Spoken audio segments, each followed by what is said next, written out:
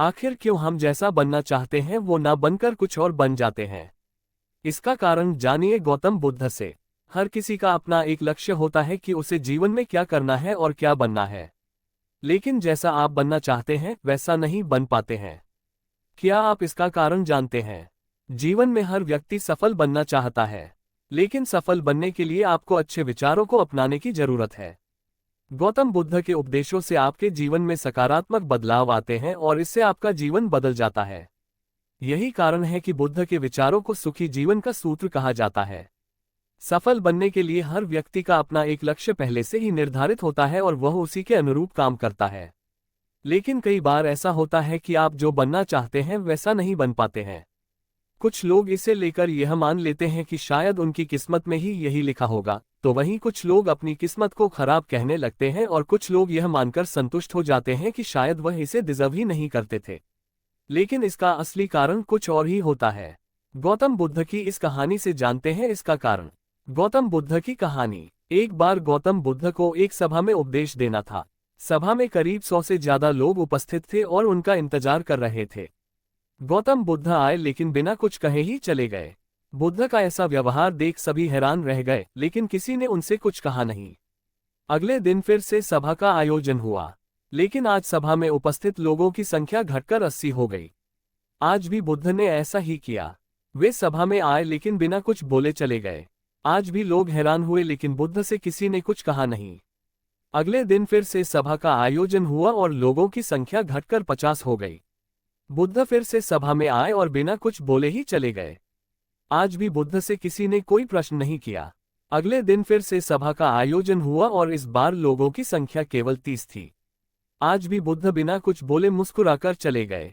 आप कहानी को पढ़ते हुए इरिटेट हो गए होंगे और सोच रहे होंगे कि आखिर बुद्ध को कुछ बोलना नहीं तो बार बार सभा का आयोजन क्यों हो रहा है। ठीक इसी तरह सभा में मौजूद लोगों को भी गुस्सा आ रहा था, लेकिन इसका जवाब जानने के लिए आपको धैर्य रखना होगा। अगले दिन फिर से सभा का आयोजन और आज सभा में केवल 15 लोग ही उपस्थित रहे। लेकिन आज गौतम बुद्ध ने अपना स्थान ग्रहण कर लिया और उपदेश देने के लिए बैठ गए। बुद्ध ने जिन 15 लोगों को उपदेश दिए वे उनके भिक्षु बन गए और इन लोगों ने आगे चलकर बुद्ध के ज्ञान को अलग अलग दिशाओं में फैलाया। एक बार इन लोगों ने बुद्ध से प्रश्न किया कि सभा का आयोजन होने के बावजूद भी आप क्यों कई दिनों तक बिना बोले ही चले जाते थे। बुद्ध ने उत्तर दिया, मैं उन लोगों की खोज में था जो लायक हों। सभा के पहले दिन 100 से भी ज्यादा लोग थे, लेकिन उनमें से ज्यादातर लोगों को मेरे उपदेश से कुछ मतलब नहीं था। इसके बाद जो लोग अगले दिन आए उन्हें भी मेरे उपदेश से कोई मतलब नहीं था। वो तो केवल इसलिए आए थे क्योंकि वो देखना चाहते थे कि आखिर सभा में होता क्या है। लेकिन मुझे ऐसे लोगों की तलाश थी जो मेरे ज्ञान को जन जन तक पहुंचाए।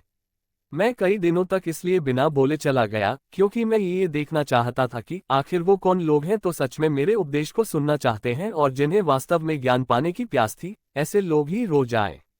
गौतम बुद्ध कहते हैं कि जिनके भीतर धैर्य था उन्हें मुक्ति का मार्ग मिला और जो लोग जल्दबाजी में थे वो आज घर पर बैठे हुए हैं। बुद्ध कहते हैं कि जिन लोगों में धैर्य का गुण होता है वे जीवन में कुछ भी पा सकते हैं, फिर चाहे आपका लक्ष्य कुछ भी हो। बिना धैर्य के कोई भी सफलता के लक्ष्य तक नहीं पहुंच सकता। कहानी की सीख। धैर्य को कैसे बढ़ाएं? आज भागदौड़ भरी जिंदगी में लोगों में धैर्य नहीं है। सभी में जल्दबाजी और शीघ्र अति शीघ्र किसी कार्य को करने की होड़ मची है।